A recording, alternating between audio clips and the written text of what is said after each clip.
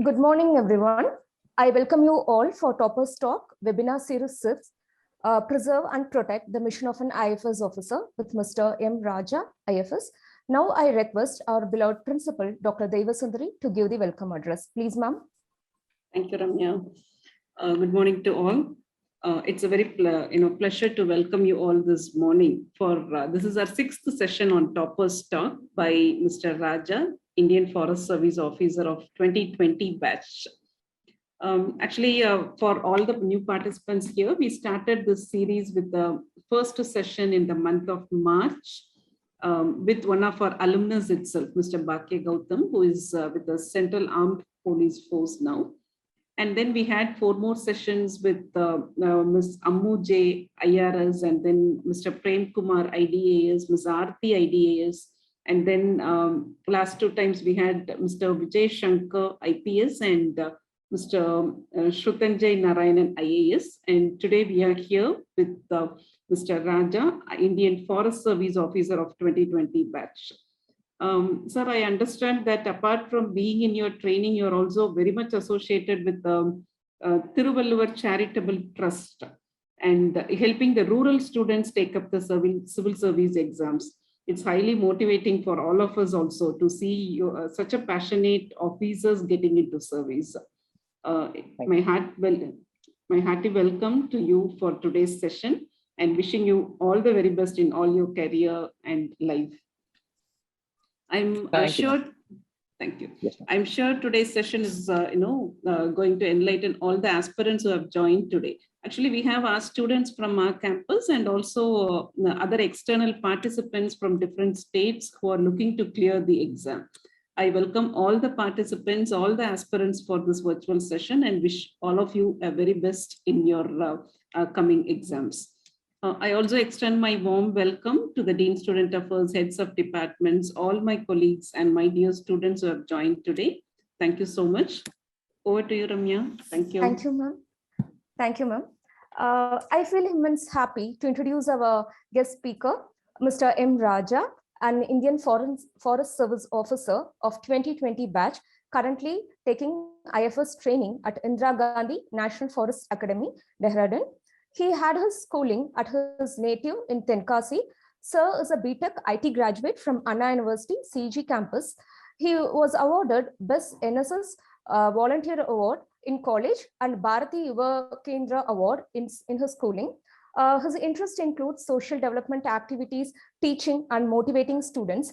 His hobbies are writing Tamil poems, playing piano, following geopolitical news and cycling. Sir also is a mentor for civil service aspirants from his for their preparation. It is great to have you, sir. Welcome you again.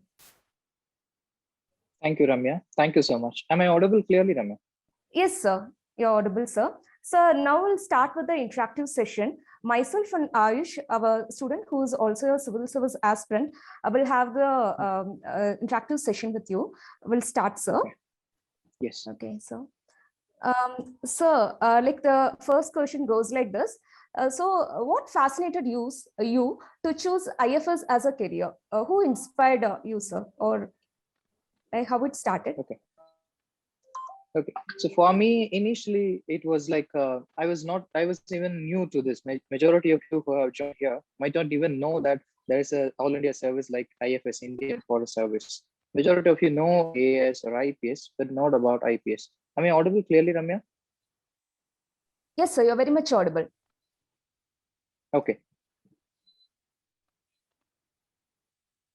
Yes. So once I started preparing only, I came to know that there is a service called as Indian Forest Service, for which, although it is, you can tell it is a service which works behind the screen. It is not known much to the public, but the contribution which the Forest Service makes to the nature, to the most vulnerable population, because ultimately your any all India service for that matter, whether it is a administrative service or police service, your ultimate objective is to serve the public or the people who are at the bottommost of the pyramid.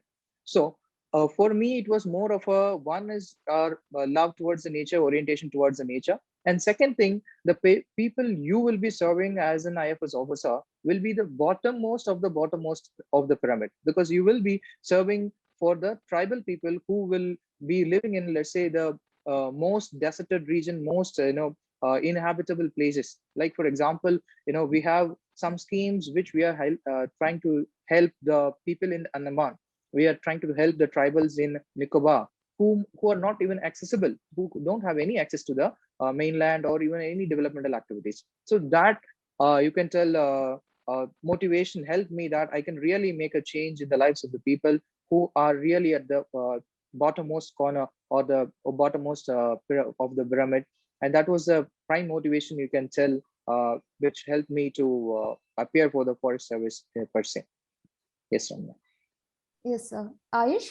Yeah, once again, sir, I would like to thank you a lot for taking out your time and helping all of us. So the next question for you would be, what was your parents' reaction after you cleared UPSC? Okay. Thank you, Ayush. Thank you for asking this question, because it is a very important moment of joy and pride for anyone, any parent whose kids or children are appearing in the exam. Because after a long struggle, as you will be knowing, majority of you who have either appeared or who are planning to appear, it's not you can tell it's not a one-shot attempt that you give it and then you clear it in 1 year. It takes a long time. So after you take a long effort to clear an exam, which is one of the most difficult exam in India, and your parents is the most happiest person on the earth, whom and that was also one more motivation, you can tell, to see the happiness in the face of your parents, to see them smile at your achievement.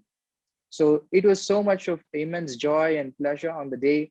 You can tell even my sister, my mom, everyone almost cried, and it was a very wonderful, memorable moment for me, Ayush.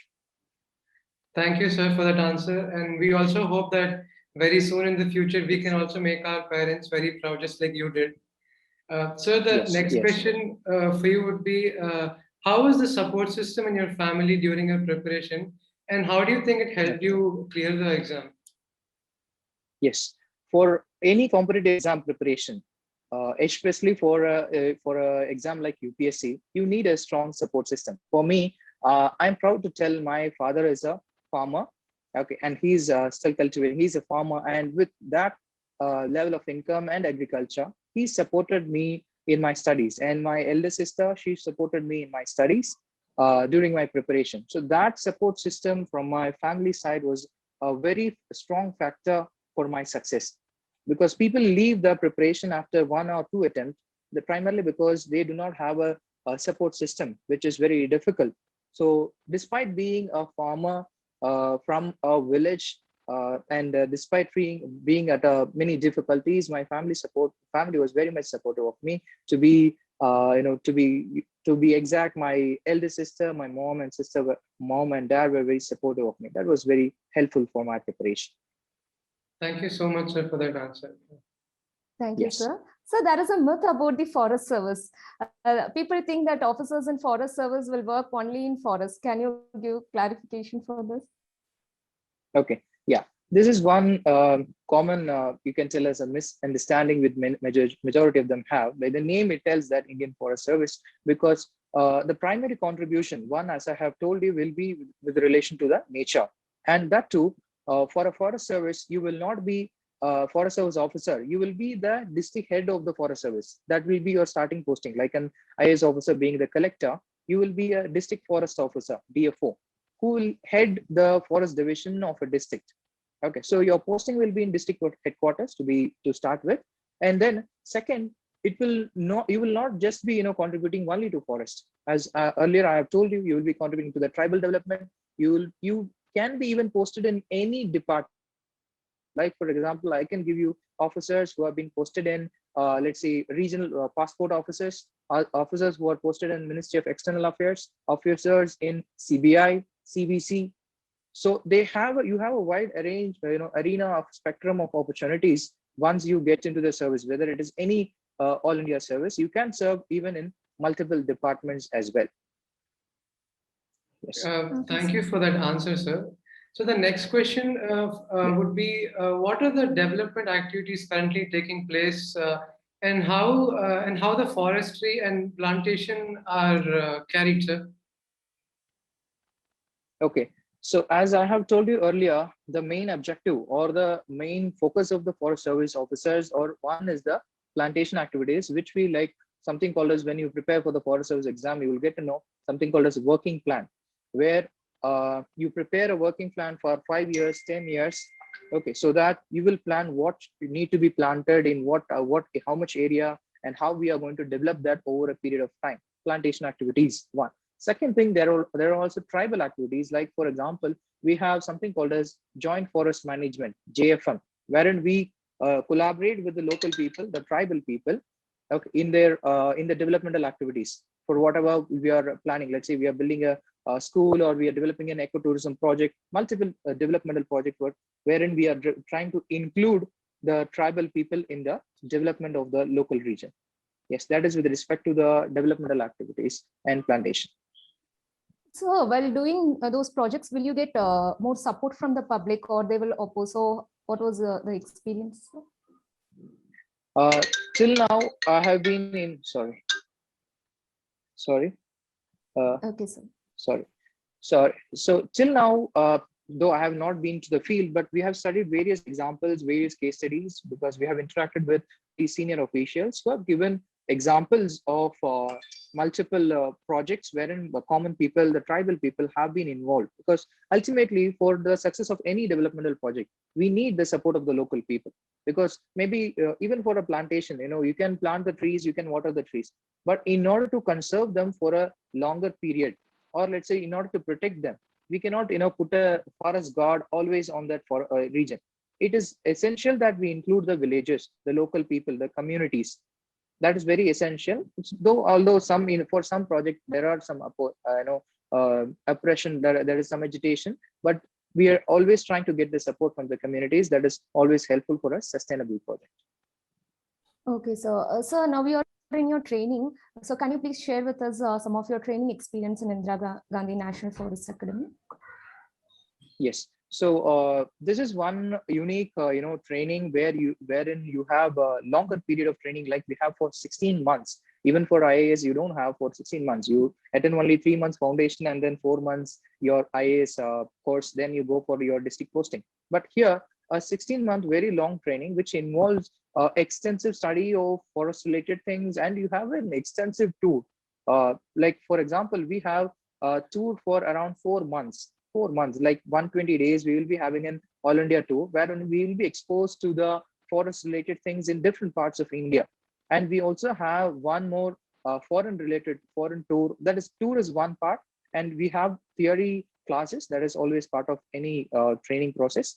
And then the most interesting part, is the physical training. What we get here, because our usual training starts at 6 a.m. in the morning. Even when you go to Labasna, also you will get to know that you start at 6 o'clock in the morning, your PT, and then your regular classes, and then evening you have the games, and you have multiple activities to participate. Most of you might have seen some of the videos, like you have horse riding, some of the co-curricular activities. Apart from that, in forest service, we have one attachment of you will be attached with the Indian Military Academy for shooting. We will be trained in guns for basic training we will be having. So these are some of the modules which we have. Apart from that, we have attachment with IPS, IAS, parliamentary attachment. Many attachments are also part of our training process. Okay, sir. Ayush? Sure. Thank you for that answer, sir. So we all know that the preparation of UPSC takes a lot of time, and there are a lot of ups and downs. And how do you manage to keep yourself motivated? Yes, this is very, you can tell this is the most crucial question of everything you can tell, because for a UPSC exam aspirant who is preparing, as it is a long process, it's very essential that you keep yourself motivated. There will be ups and downs, because it's not going to be, for some of them it is a 1 year, so for some of them it's 2 years, but you should keep yourself to be motivated. For me, it was my belief in God. I always pray before what I study, before I start the day in the morning. That gave me the positive vibe or the motivation for me to prepare. Second thing, I remember about my parents who have worked very hard for me to reach such a stage. So I remember them, which motivates me further. third thing what I used to do is I used to write. I used to have a diary. Whenever I feel low, I used to write why I started this preparation, and that gives me, once I put down my thoughts, that tells me, okay, you have a long way to go ahead. So that motivated me very, you can tell, for a longer period. That was my motivational factor with them. Yes. Okay, sir. Thank you, Arish. Sir, you have been working during the preparation stage. How did you balance your Yes. work and exam preparation, sir? It was also one of the questions from participants too. Yes. So I was working part-time during my preparation because my studies. Second thing, I was also working related to civil. I was teaching in an institute, so that helped me to be in touch with the subject that I am studying also. And third thing, it helped me improve my confidence level, because one, I like teaching very much. So when I speak to students, it improved my communication, it improved my confidence level. And if I have to teach the students, I remember Ramya being one of my students. So if I have to teach my students, I have to be more confident of what I have, what content I have. If I have to put them before them, I should be more comfortable, more confident of the content what I have. So I should prepare very thoroughly. So that level of preparation helped me a lot. That work helped me a lot for my preparation as well. So I was able to balance in such a way for my work as well as for my preparation. Yes, sir. So preliminary stage is the one which stops aspirants becoming civil servant. What is your advice to the candidates who are taking prelims in 2 months? And sir, for also to clear forest, to get into forest service, you should really have a very good prelims cutoff. So your advice for them, sir? Yes, my simplest advice or the strategy what I followed was practice more number of tests, as many tests as possible. Okay, in these last 2 months, focus more on test and revision. Don't do anything new. Don't prepare anything new. Choose only your test papers and revise your basic subjects. Like there are 4 basic subjects: your polity, geography, history, and environment. Okay, geography are comparatively lesser number of questions, but still the 4 questions, 4 basic subjects, test papers, and your current affairs. Okay, don't focus on studying new books, new content. No, don't focus on them. Revise the standard books repeatedly, and at least I would suggest what worked for me. I would write at least a test per day, but at least once in 2 or 3 days you can take a test which can help you really score very well in your exam prelims. Yes. Yeah, thank you for that answer, sir. Your optional were geology and agriculture. Would you recommend this optional to somebody else, or how would you think that people should choose their optionals? Okay, so optional thing, I would tell it's a very personal thing. What it depends on the individual. For me, it was agriculture. I felt more comfortable with agriculture, and I started with that. And then geology, because I had geography optional for my civils preparation. So I went with geology and geology and agriculture. For any person to choose your optional one, what you can do is, one, you go through your let's say your previous year question paper and syllabus. You might feel comfortable with any one subject, although you do not know the content. You can tell that, okay, I am comfortable with that. If I study, I can attend. That kind of some comfort thing you should feel when you read the syllabus or your previous year questions. So that, I think that will help you in deciding your option if you can choose. And moreover, if it is related to your graduation, it can help you more. But if you are choosing a new subject, then you should go with one previous year questions and your syllabus. Then you can choose your subject. Thank you, sir, for that answer. Yes. So the last question for you would be is that we meet a lot of people who say that that they studied so many hours and they worked so many years and years and years, and they said that the only thing which is stopping them is the interview, that they had all the knowledge and everything. So how did you prepare for the personality test, and can you please share us your experience when you went for the personality test? Okay. Yes, for the personality test, as the word tells, they don't test your knowledge. They just test your attitude, your personality, how you face when you face a problem, how do you address it, how do you try to solve that. Only that attitude towards a problem, attitude towards people, attitude towards any issue. That is what they are going to check you in the interview. So for me, it was one, I prepared my basic biodata very thoroughly. Okay. And second, I practiced a lot, in the sense that with my friends, with different institutes, you sit for a mock and then ask number of questions, direct responses. You try to answer in a much more diplomatic way. So that practice, as well as my basic content preparation, that helped me a lot in my, you can tell, in my interview. Plus, as I told you, I was already taking classes, so I was more comfortable with communication and confidence that helped me a lot during my interview. Thank you so much. Thank you so much for that answer. Yes, sir. So yes. Now now we'll take up the participants' question, because they keep posting questions on the chat. Okay. Radha, yes, Radha, she is also a civil service aspirant. Okay. She will take the questions for us. Radha, please. Yes. Yes, ma'am. Good morning, sir. So some of the questions are repeated, so I'll just ask the ones which are not. Maheshwaran asked, yes. Could you share the name of the books needed to study for improving the personal development in the period of preparing for UPSC? The name of the books, sir, basically. Okay. For interview. Yes, sir. For improving the personal development, like your personality. Okay. First, I believe there cannot be a book which can develop your personality, because it is, it's inborn from your birth, which you can develop over a period of time. You can't just read a book and develop your personality. You can develop your personality as a civil service aspirant, as you try to see the issues which you come across. Let's say, for example, you have a separate paper called as ethics, paper 4. You study about different ethical issues which you are going to face in a situation, in a state, or in a district.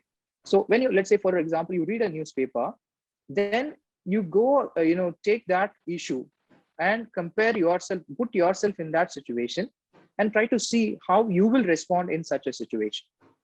Okay, that is one thing, how you can develop your personality as a civil service aspirant. Seeing every issue, not a political issue, but an administrative issue.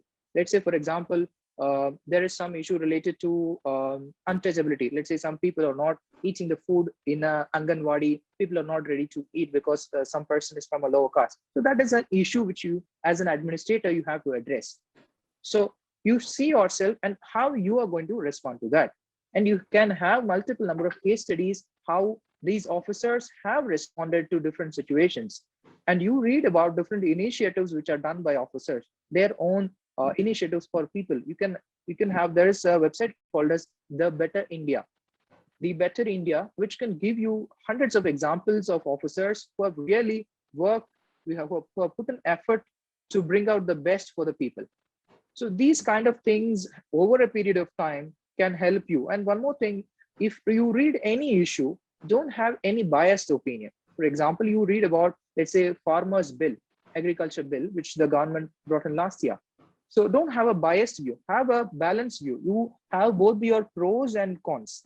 That will help you in your mains answer writing as well. So don't ever have a biased view, whatever it is. Let's say, for example, most of you might be from Tamil Nadu. So one common question which comes is the issue of Kaveri, river Kaveri. So don't have a biased opinion. It objective. Okay, if there is a water sharing issue, how people on both the sides are affected.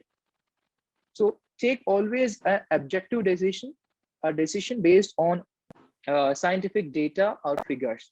So that will help you, I think, develop your personality as a service aspirant. Yes. Thank you, sir. Another question Sri Vishwa asked is online study material a good choice? Okay. Yes, I think in these days, especially in times of COVID, there is no other way but to switch to online mode. But one thing what you should stick to is the consistency in preparation. Because when you attend offline classes, every day you have to attend, you will attend 3 hours of class at least. So you will be sitting for 3 hours minimum, and then you will be studying, let's say 5 hours, 6 hours, or how many whatsoever you are allocating. But in online class, it becomes some people, not all of them, are not consistent. They listen one day class, they miss some classes, they don't consistently prepare. If you could master over that, if you could prepare consistently on every single day, you can go for online classes. And tests, you can easily go for online because it's just 2 hours. And once you sit, you have to write it.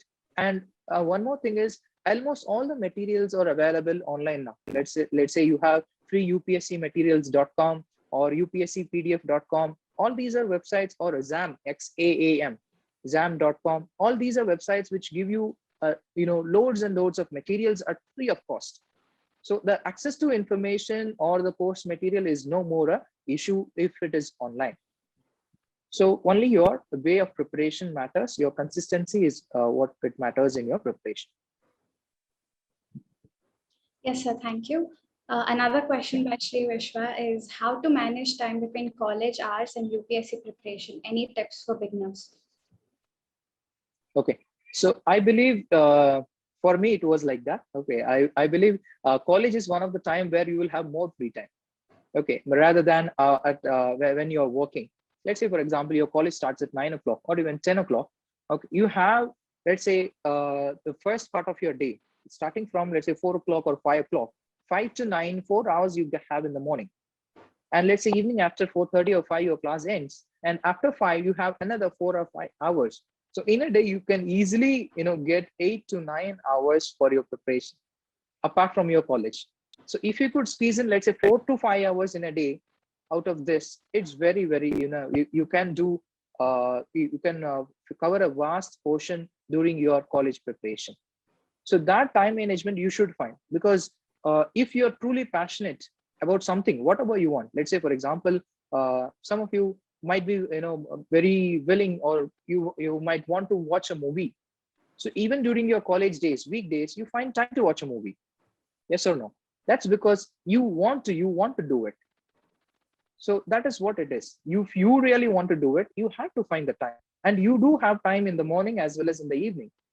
Okay, and I think your college exams are comparatively easy, or the exam pressure is comparatively less compared to your high school exams or other exams. I believe that can really help you in preparation.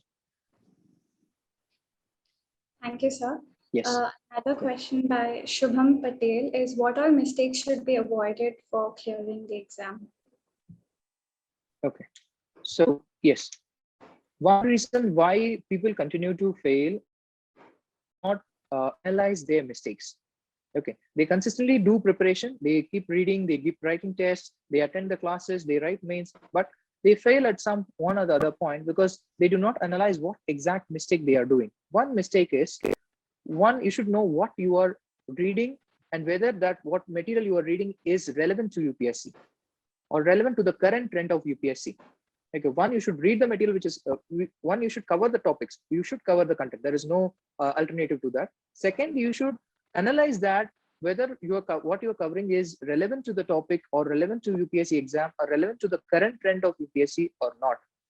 Third thing, you should practice more number of tests. People take the test very lightly, whether it is for prelims or mains or even for your interview. People do give tests. Believe me, majority of them, I'll tell you, out of 5 lakh students who are writing for UPSC exam in a year, okay, at least 1 lakh of them, 1 lakh will write preliminary exams.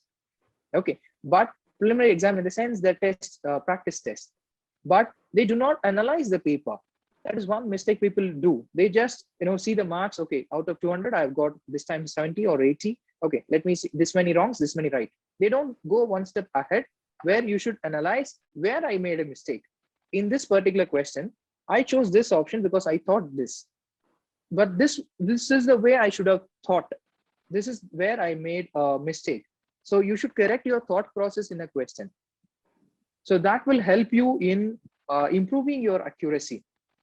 Going a little more detailed, doing a little more detailed analysis of your questions, test papers. That is very, very essential. And one more mistake, what people used to do is people used to study more. That is also a mistake, because let's say, for example, I did the mistake that, for example, for art and culture, I read 7 books. For art and culture alone, I read 7 books. That's because in 2014, there were 17 questions from art and culture. And the following year, there was only 1 or 2 questions. So you cannot judge the trend of UPSC, but stick with 1 or maximum of 2 books for a subject. because once you start reading, you will feel like, you should read more. You can start with NCRT, you will read your state SCRTs, then you will read, let's say, NIOS material, you will read standard books, you will read coaching material. So many of materials will be there. But stick with one standard book plus maybe one more additional material for including the details which are missing in the standard books. I think these are the basic mistakes which people generally do in their preparation, which is a reason for their failure. Yes. Thank you, sir. A question from Anusha is, what was your strategy for prelims, especially in the last 2 months? Okay. The basic thing what I have told earlier is the same. Stick with your static books. Second is your practice as many tests as possible. If you want, you can watch I have given a 90-day strategy, detailed strategy, 20-minute strategy. You can watch a video in YouTube.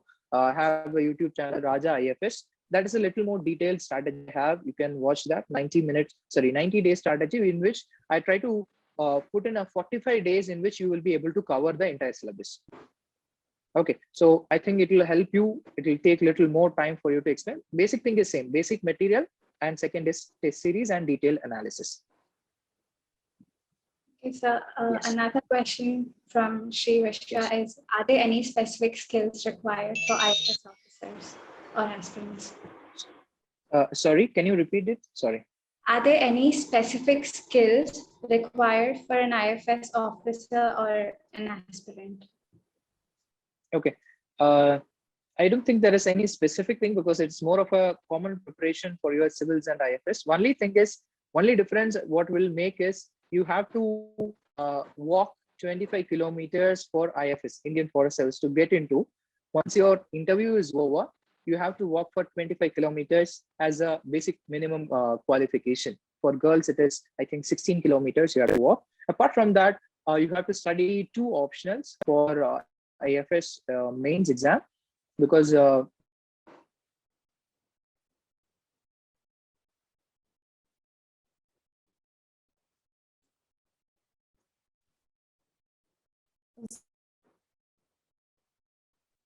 you're not audible.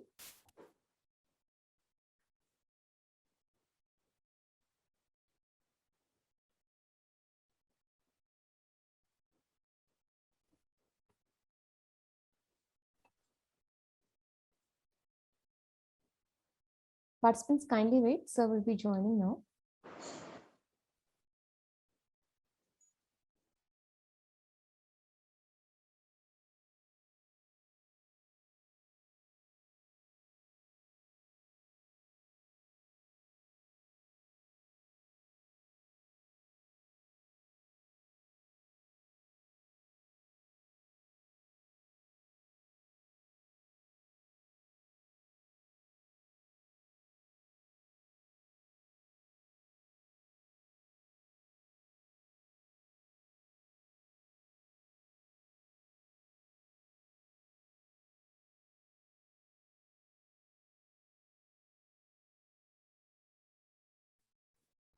Nibin sir is trying to join now. Am I audible? Yes, sir, you're audible, sir. Thank you. Ramya, am I audible? Yes, sir, you're audible, sir. You're audible. You're audible. Can you hear us?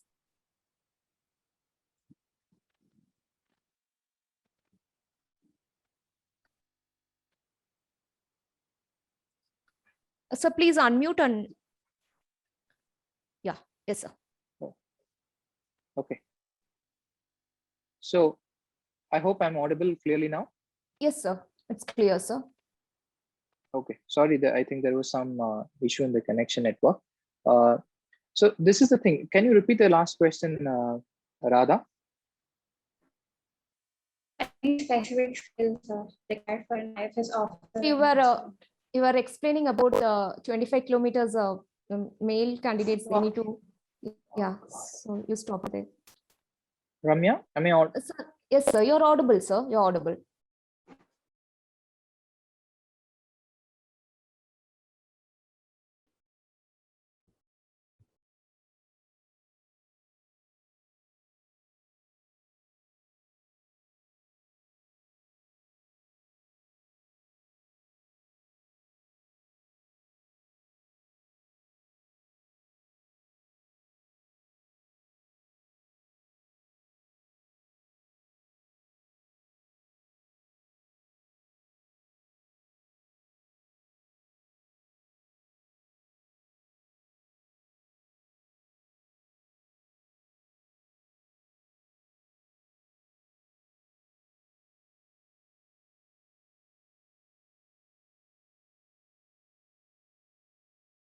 So guests will be joining now. There was again some network issues.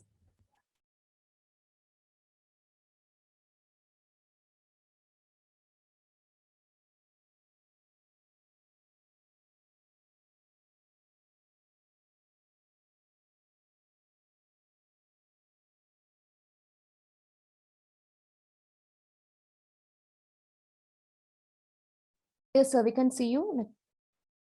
Can you please unmute?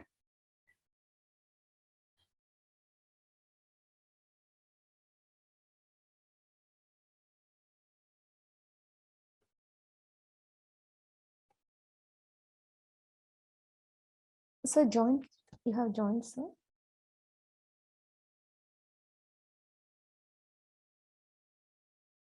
Nibin sir, kindly unmute Raja sir. He is available. Nibin sir.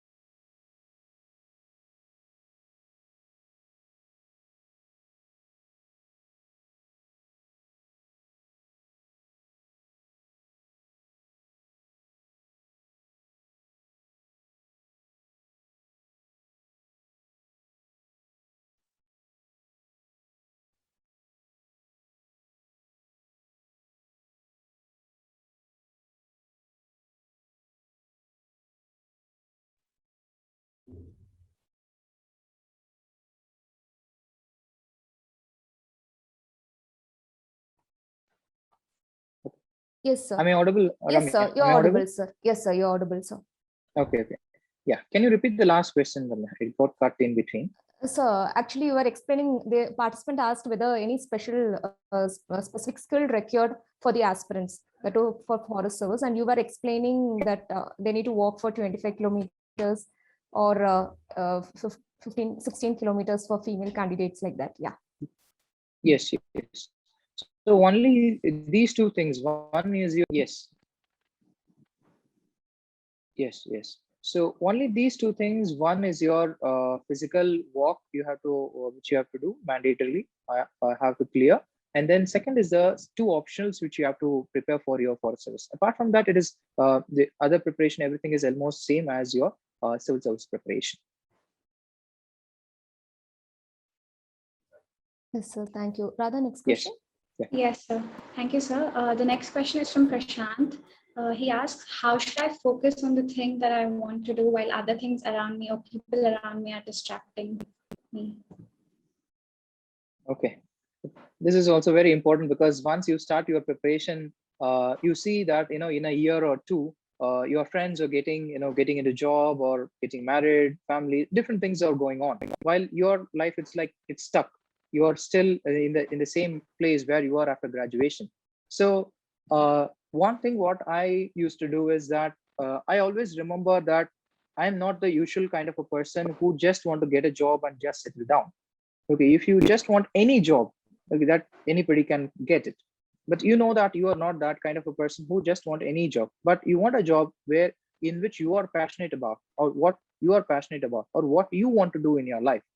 Okay, if you get it something without fighting, it will not be worth it.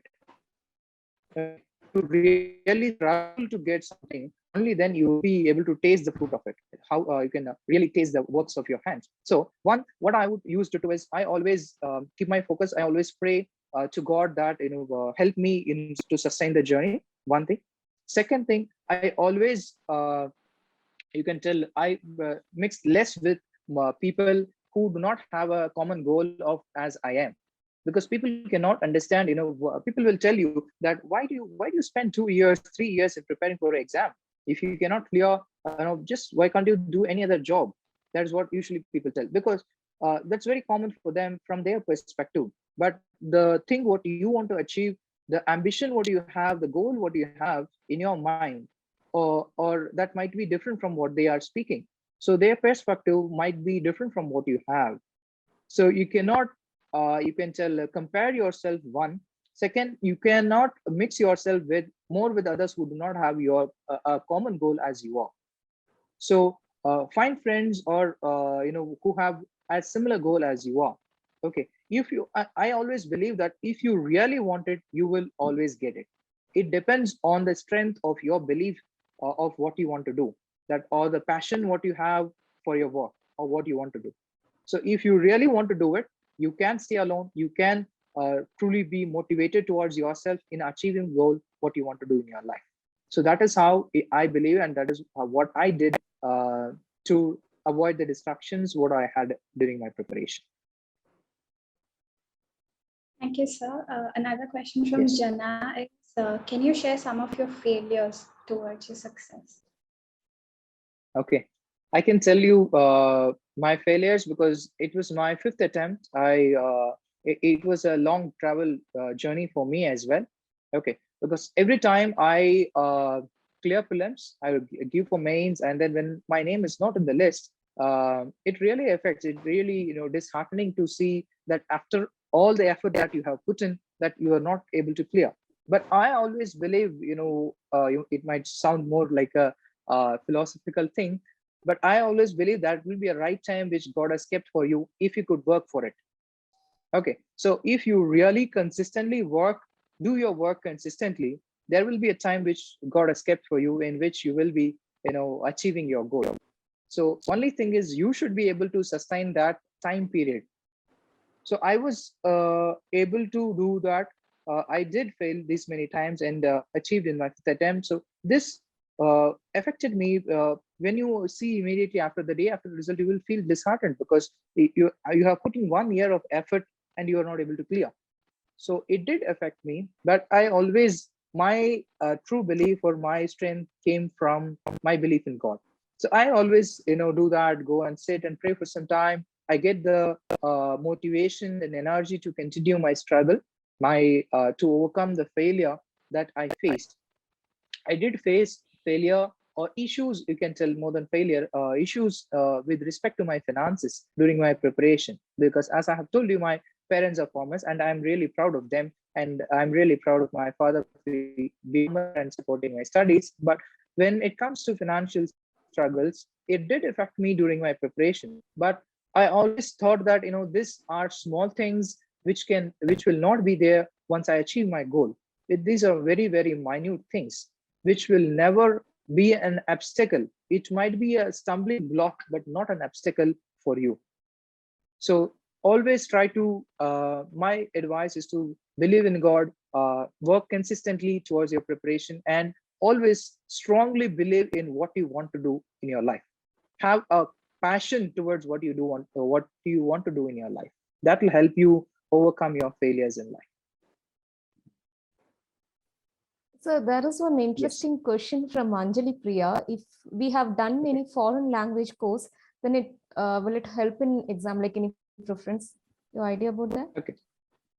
Yes, if you are getting into foreign service, IFS, Indian Foreign Service, then and it also depends on which country you are assigned.